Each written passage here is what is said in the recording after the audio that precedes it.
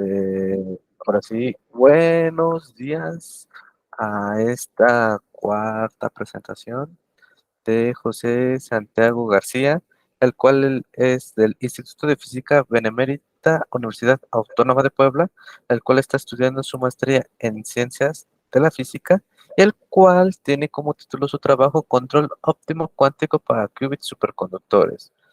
José, en tus 15 minutos te dejamos el escenario es tuyo. Sí, muchas gracias. Hola a todos.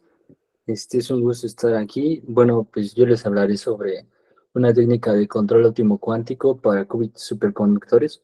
Y para esto, pues, eh, esto cabe mencionar que, digamos que lo empecé a estudiar recientemente porque, pues, no tengo experiencia en cómputo cuántico. Entonces, esto va a ser más bien como un tutorial respecto de cómo estas técnicas de control ayudan a sacarles el mayor provecho a los qubits superconductores.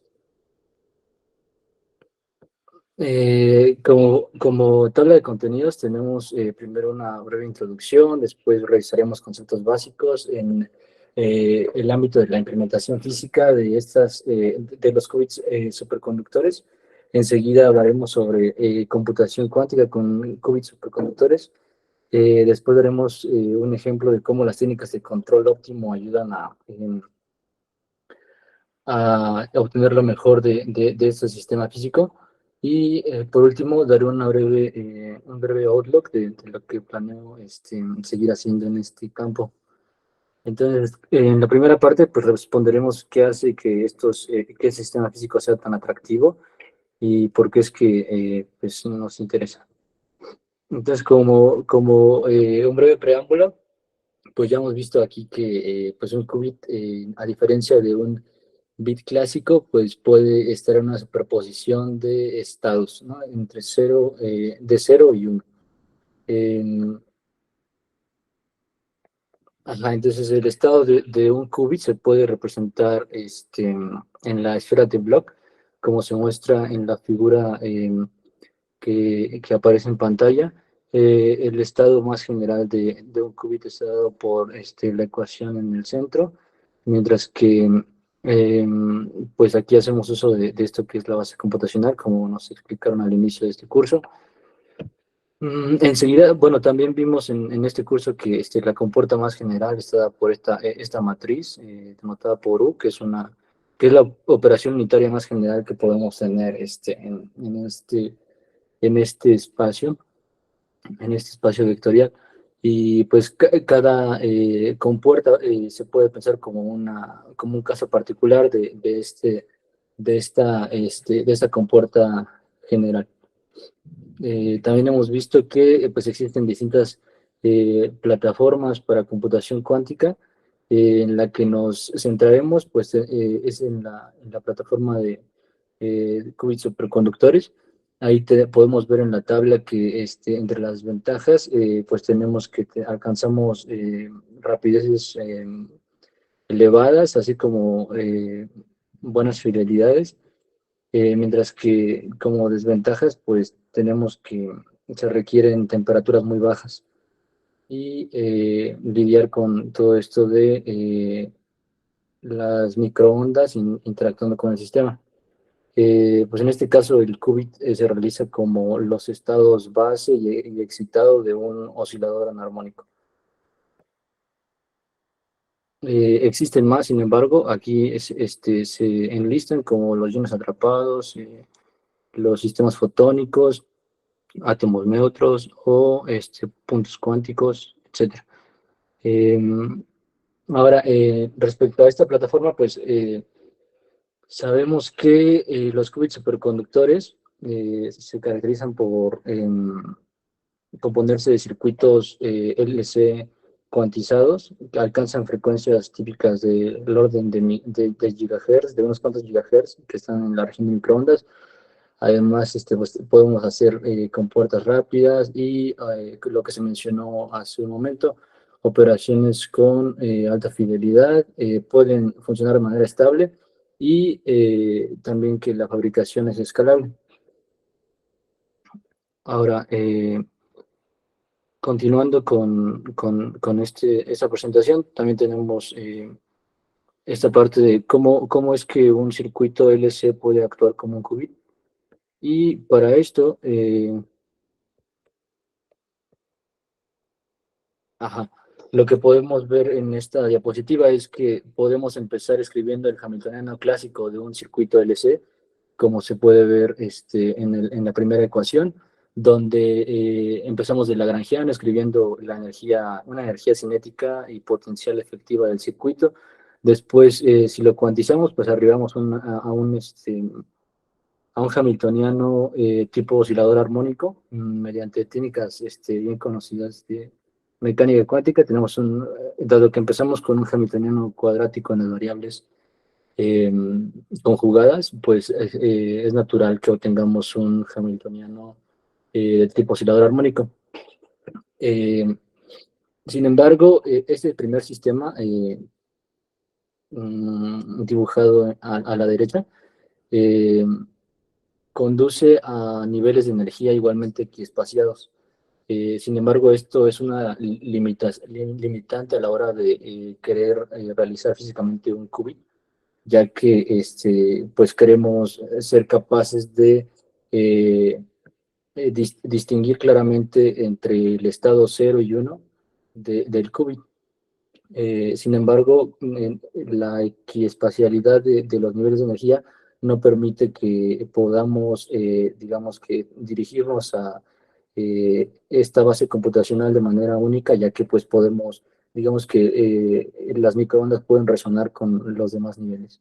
Así que pues la solución que encontraron a esto fue que podemos introducir una juntura de Josephson, y esto hace que obtengamos un espectro de un oscilador anarmónico en el que pues ya es posible distinguir el sistema de dos niveles, y pues de manera aproximada podemos escribir el hamiltoniano del sistema a- como el de un sistema de dos niveles. Ahora, ¿cómo podemos hacer computación cuántica con este sistema de un circuito LC cuantizado? Bueno, pues ya hemos visto que las compuertas lógicas, que lo primordial de la computación cuántica son las compuertas lógicas y las operaciones que se pueden hacer a partir de ellas.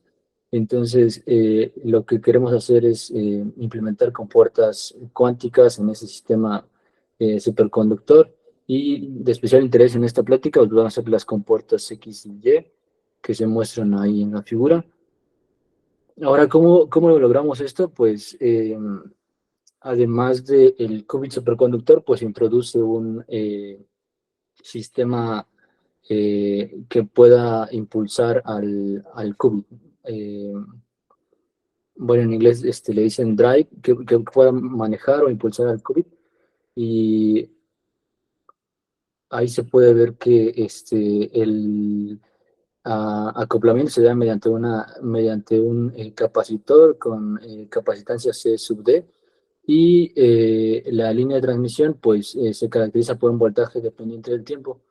Ahora, si nosotros digamos que trabajamos en el modelo que describe ese sistema, pues podemos mostrar que ya cuantizado, el sistema corresponde a un oscilador armónico más una perturbación. Sin embargo, se puede mostrar o podemos truncar el sistema de tal forma que solo nos quedemos con dos niveles de energía. Y para esto, pues, recurrimos a las matrices de Pauli y llegamos al hamiltoniano que se muestra en el centro.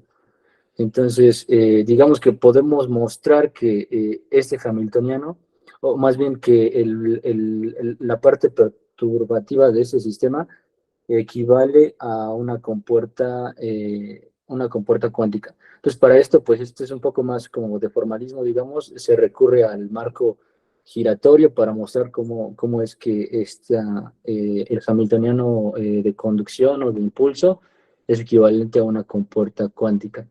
Lo que se hace es escribir la transformación en el marco giratorio, y cuando estudiamos el hamiltoniano de impulso o de conducción, pues resulta que está dado por la ecuación que se muestra al inicio.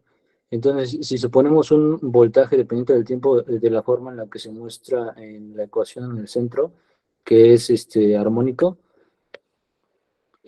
podemos mostrar que el hamiltoniano impulsor o de conducción toma la forma que se muestra al final, donde y Q son la componente en fase y fuera de fase del voltaje de conducción. Em, entonces, después de simplificar este sistema, pues podemos ver que, y de considerar, digamos que de eliminar las rotaciones en los términos que oscilan rápidamente, se obtiene el hamiltoniano que se muestra en la pantalla, donde pues podemos, donde delta de omega está dada por la diferencia de la frecuencia del qubit y la frecuencia de conducción. Entonces, esta ecuación es bastante útil a la hora de entender las compuertas de un solo qubit en ese sistema superconductor, porque, por ejemplo, si consideramos un pulso que a la frecuencia del qubit, podemos ver que el hamiltoniano de conducción se reduce a la ecuación que se muestra en el centro, donde se puede notar que si phi es igual a cero, en cuyo caso Q no contribuye, pues el hamiltoniano, digamos que cuando uno considera el operador de evolución temporal, da lugar a una rotación alrededor del eje X, mientras que si la componente, digamos que si la señal del voltaje se considera fuera de fase, pues entonces tenemos una realización de una rotación alrededor del eje Y. Así que la rotación o el operador unitario se puede escribir como en la ecuación que se muestra eh, en esta diapositiva, y se puede ver que depende de las cantidades macroscópicas del sistema, tales como la envolvente de la onda, la amplitud V sub 0, ya se pueden controlar de manera no sencilla, pero se pueden controlar en el laboratorio. Así que el ángulo de rotación de esta operación unitaria, pues está dado por el argumento de la exponencial de este operador, como se muestra aquí en esta ecuación, y pues como se dijo, depende de los parámetros controlables del sistema. Así que podemos implementar compuertas a partir de pulsos, ¿no? Una sucesión de pulsos pues da lugar a una sucesión de compuertas en el qubit superconductor. Y aquí hay un ejemplo de cómo lucen los pulsos y a qué compuertas corresponden de manera teórica. Entonces, como ejemplo de control óptimo, aquí abordaremos uno en particular, que es el control, que es el método denominado drag, que más adelante voy a explicar. Entonces, antes de introducir dicho método, vale la pena recalcar que cuando nosotros hacemos la suposición o la aproximación de considerar solo dos niveles del sistema del oscilador armónico conducido, pues estamos dejando fuera muchos niveles de energía. Entonces, de hecho, el siguiente nivel de este oscilador anarmónico no está tan lejos de la frecuencia de resonancia de la base computacional. Entonces, puede darse el caso este, de que dado que el ancho del pulso en el espacio de tiempo es, digamos que inverso al del espacio de frecuencias, pues pulsos de muy corta duración pueden resonar con la frecuencia del siguiente nivel de energía denotado por el número 2. Entonces aquí se puede ver que para pulsos muy angostos, pues tenemos distribuciones anchas en el espacio de frecuencias, y esto pues supone un problema a la hora de querer elegir solo la base computacional. Entonces, esto conduce a los siguientes efectos nocivos. Como ya lo mencioné, el primero es un efecto por un error de fuga que hace que el qubit vaya más allá de los estados 0 y 1, alcanzando el segundo estado excitado, mientras que también esto puede dar lugar a errores de fase, ya que digamos que esta perturbación o esta perturbación da lugar a una separación entre los niveles de energía uno y 2. Ahora, ¿cómo lo hacemos para poder atender estas dificultades que se presentan en este sistema? Pues lo que se propuso en un paper que olvidé citar aquí es un método denominado remoción derivada por puerta diabática o ujú, es el nombre del método. Y esto, digamos que el método consiste en ya no utilizar la envolvente SDT, sino una envolvente distinta, con una ligera variación en la parte fuera de fase, que es en la parte de la cuadratura, donde ahora ya no se toma ese SDT, la envolvente, sino una cantidad proporcional a la derivada respecto del tiempo de la envolvente. Se puede mostrar que para lambda igual a cero, pues no tenemos ninguna, ningún pulso de drag, mientras que encontraron que un valor de lambda igual a 0,5 es un valor óptimo para reducir el error de desfase, mientras que para suprimir el error de fuga, pues se necesita un valor de lambda igual a 1. Eso se puede ver mejor en la figura, en la que en el primer renglón tenemos un pulso sin modulación drag que nos hace ver que el qubit no evoluciona al estado 1 como esperaríamos, sino más bien a un estado, digamos que es cercano al 1, pero no al 1. Mientras que cuando uno agrega esta ligera variación en la modulación del voltaje, pues lo que se obtiene es que el qubit efectivamente evoluciona del estado 0 al estado 1. Entonces, sí, esta técnica de control ayuda a corregir estos errores que surgen de un valor pequeño de la anarmonicidad. Entonces, para obtener esos valores óptimos de lambda, pues utilizan técnicas de randomized benchmarking y pues digamos que hay que estar buscando estos valores óptimos de lambda. Como último punto, pues vale la pena señalar que estas técnicas de optimización, entre las que se encuentran el método DRAG, permiten alcanzar fidelidades del orden de 0,99, y este es un ejemplo, digamos que bastante simple de una técnica de control óptima que permite em, superar estas limitaciones experimentales. Entonces, como comentarios finales, pues vale la pena señalar que estas técnicas de control permiten implementar compuertas cuánticas, en este caso, como vimos, compuertas del tipo XY, y no se limitan a eso, hay más aplicaciones y hay más técnicas de optimización. Sin embargo, pues ya no las voy a cubrir en esta presentación. Y como trabajo a futuro, pues lo que pretendo es seguir aprendiendo sobre técnicas de control óptimo cuántico y su implementación eh, en esta herramienta que se llama QTIP.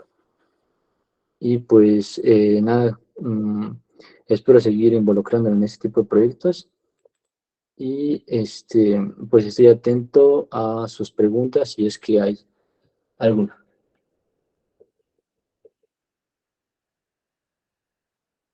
Ahí.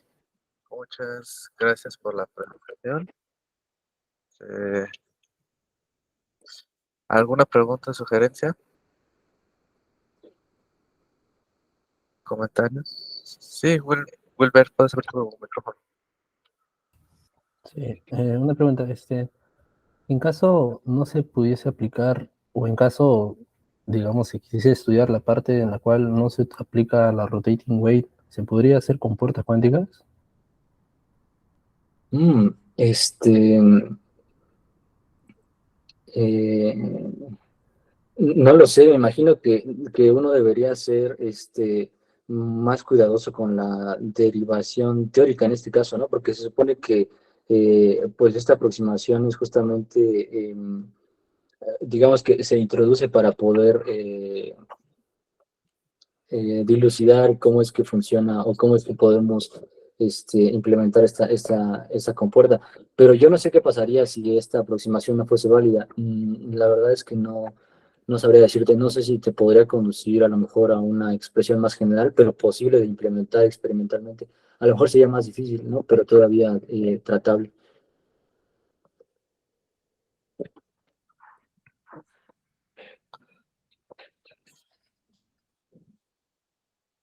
¿Y otra pregunta? ¿Comentario? ¿Felicitación? ¿Todo bien?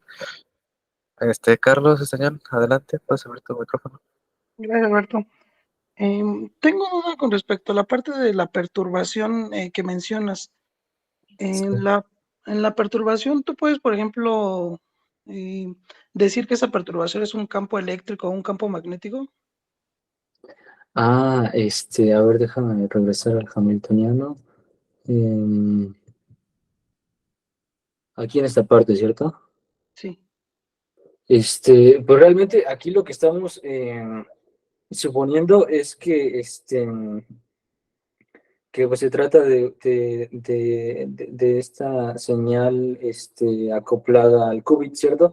Pero me parece que el hamiltoniano es general y sí podrías considerarlo como un campo magnético si quieres, ¿no? Como, bueno, ahorita mismo no se me viene a la mente el nombre del modelo, pero me parece que, bueno, tiene algo que ver con oscilaciones de Rab y estas cosas. Entonces, pues es bastante general la expresión, ¿no? O sea, la implementación física de lo que tú consideres la perturbación al sistema, pues ya queda de el equipo experimental, digamos, ¿no? Pero pues en principio es una expresión general. Y, por ejemplo, en qué cambia la compuerta cuántica que utilizas al introducir, por ejemplo, otra perturbación? Otra perturbación. Pero ya en la implementación de las compuertas cuánticas, Sí. eh, ¿qué es, bueno, cuál compuerta es la que se utiliza, por ejemplo, para otras perturbaciones? ¿O igual sigue siendo la misma, pero en todos los qubits? ¿O cómo sería? Ya es, bueno, a ver, tu pregunta es así como de si quiero hacer más compuertas, ¿qué tipo de perturbaciones podría utilizar? Al revés, o sea, sería más bien, si utilizo otra perturbación, ¿qué compuertas debería como utilizar? O sea, ¿hay como las mismas, pero en diferente orden o cómo se implementa? Ajá, a ver, déjame pensar. En principio,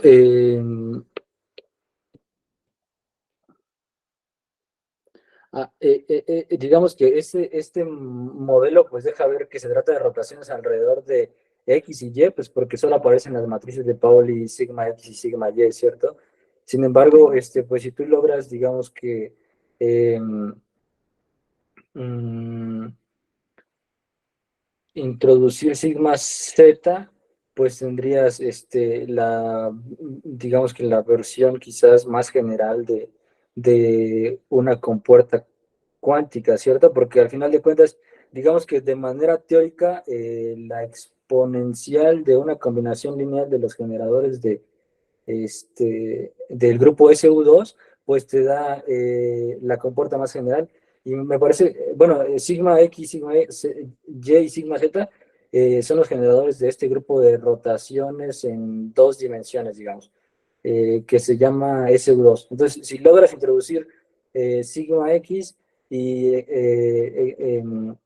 lo pones en parámetros de las cantidades macroscópicas del sistema, pues en principio tendrías una expresión, la expresión más general para esta compuerta, que sería la exponencial de una combinación lineal de sigma X, sigma Y, sigma Z, y en principio yo esperaría que eso se tradujera en la compuerta más general, parametrizada por esas cantidades macroscópicas del circuito. Ok. Y es que me llama la atención esta aplicación de las compuertas porque pareciera que estás como en la base de Fourier, nada más. Y no sé si por esa razón, pues, se tenga que traducir de esa manera las compuertas a solo X y Y. Mm, en la base de Fourier, ¿podrías abundar en eso? Ajá, porque ves que solo tienes justamente compuertas en X y Y. Sí. Entonces, no sé, pensaba que era por esa razón, por trabajar con esa estructura. Pues Ahí en esa, ajá. sí, sí, las compuertas X y Y, digamos que eh, surgen desde esta parte. Ajá. Cuando uno obtiene el hamiltoniano del sistema clásico, digamos, y lo cuantiza, pues se llega a ese al segundo hamiltoniano que aparece en esta diapositiva, y de aquí pues podemos decir, pues no queremos todos los niveles, los infinitos niveles de este sistema, sino solo dos, ¿no? Que son de la base computacional. Entonces, digamos que truncamos el sistema y solo elegimos dos niveles que pues están dados por esas matrices de 2 por 2, sigma menos y sigma más, y ahí es donde van surgiendo X y Y, ¿no?